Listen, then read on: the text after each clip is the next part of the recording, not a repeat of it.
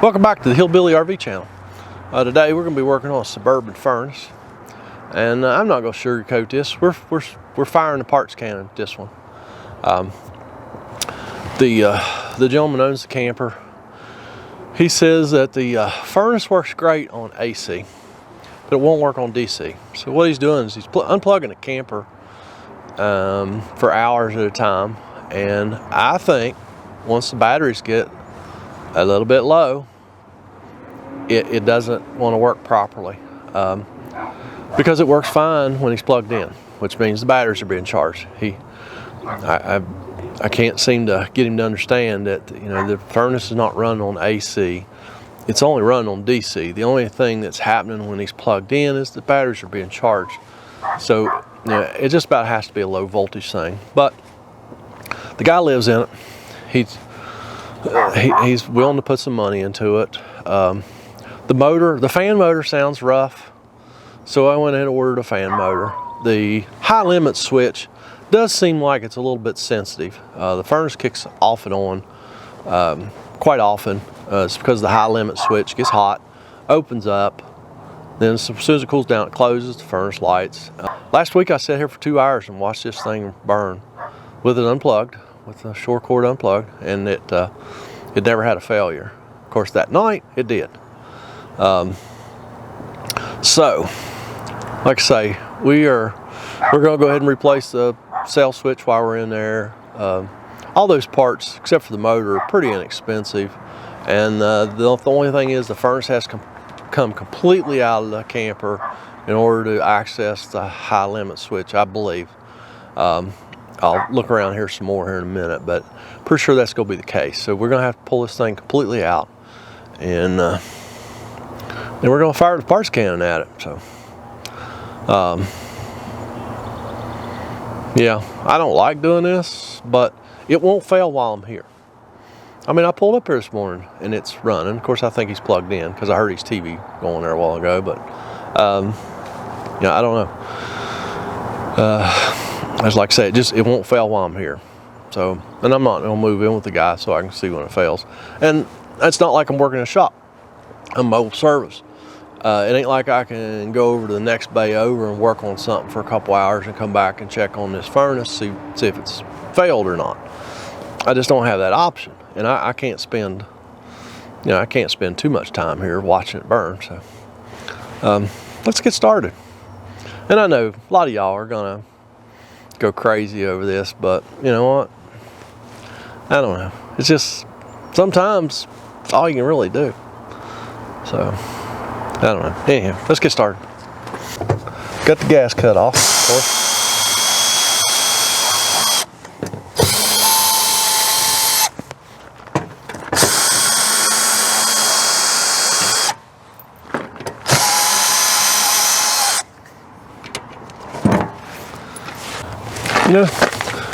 This might be one of those that you can actually access that high limit switch from behind this fan, as we're putting a fan motor in anyway. So yeah, let's get this part first, and we might not have to pull this furnace out completely. That would be awesome.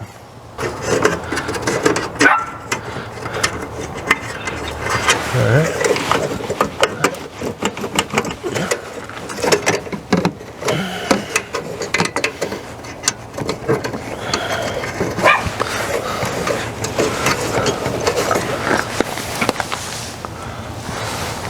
First trick is get the flue off.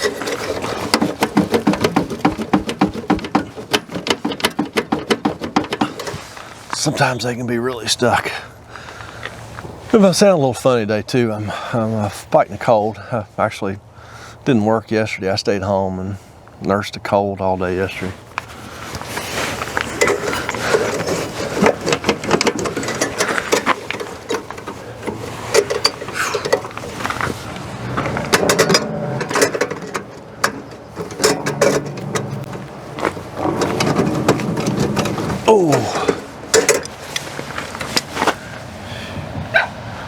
That flue is really rusty and very stuck. Let me get that flue out of there and we'll be right back. I can't get that flue to move. I have Rich in there with a pair of channel locks. Rich hit it with a dead blow hammer. I did get it to move in and rotate a little bit one direction, but I'm gonna stop right there before I end up tearing that flue up to where the guy can't even use his furnace. So we're gonna try and do this without taking the flue out. That's gonna make things a lot funner. So get this cover off this squirrel cage fan right here, and to expose that fan, see if we can get this combustion fan off of the motor. I don't know. We're gonna see.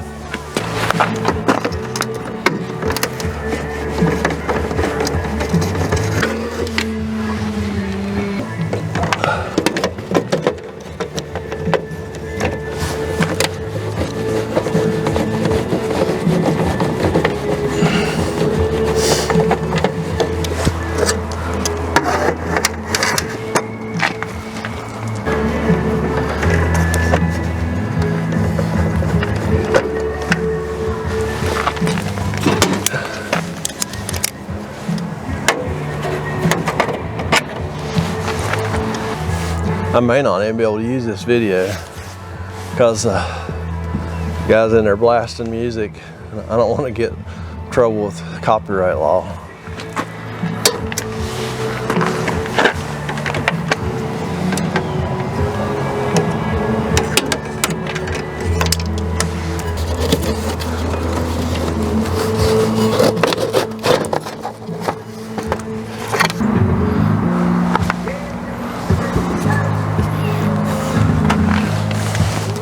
Thing's fighting me every way. I'm gonna have to see if I can get this combustion fan loose from the motor, pull the motor out, or with the squirrel cage fan still attached. Because this plastic fan has a spring clip that holds the, instead of having a band clamp with a little set screw in it for an Allen wrench, it's actually got a spring clip that you have to put pliers on. There's no way you can get in there. I don't have any pliers to get in there. So let me see what we can do here. This turned into a nightmare.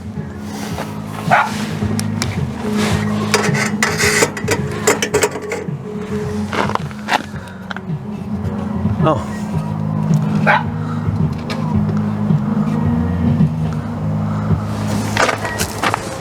Spring clip in there on the combustion fan too. Not cool. Yeah, I don't believe I'm gonna be able to use this video just because he is in there blasting music. It's where he lives, so I don't feel right telling him to turn his music off. I don't know. We'll see what happens. And I'm gonna try and get this thing apart without destroying the furnace, disabling the furnace. So see what I can do. I'll be back. I was going to just try and pull the furnace completely out and see if I could disassemble it. But there's a lot of plastic in this furnace, and everything I touched that was plastic was just exploding. I mean, it's just disintegrating. This plastic had gotten extremely brittle, and I was just afraid I was going to completely disable the furnace. So we made a change of plans. You're going to hear about it right now. All right, change plans. Me and the customer called an audible on this one. NTP Stag does have a furnace and a door, so we're gonna go that route. Everything I touched on that furnace that's plastic, and there's a lot of plastic in that furnace, everything was just exploding. There was one ear broke off that squirrel cage fan cover already. Just everything is just exploding. So, never did get the flue off, and I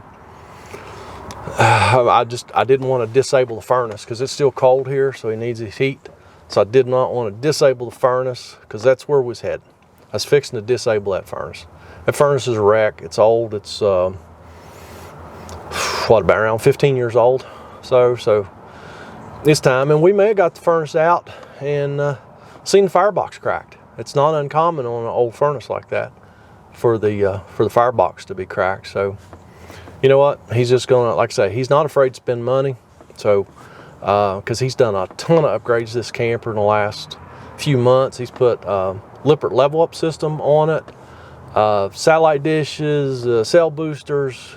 Gosh, he had some new linoleum and carpet put in it last week. So guy's not afraid to spend money. So that's what we're going to do. So change plans.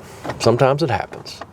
So I am going to stay here and do a couple of little jobs. Put the furnace back together for one thing and get his heat going again. So y'all go down there, leave me a comment, criticism, a concern, whatever you got to say, leave it down there and I'll read it, and I may or may not respond. So y'all have a great day.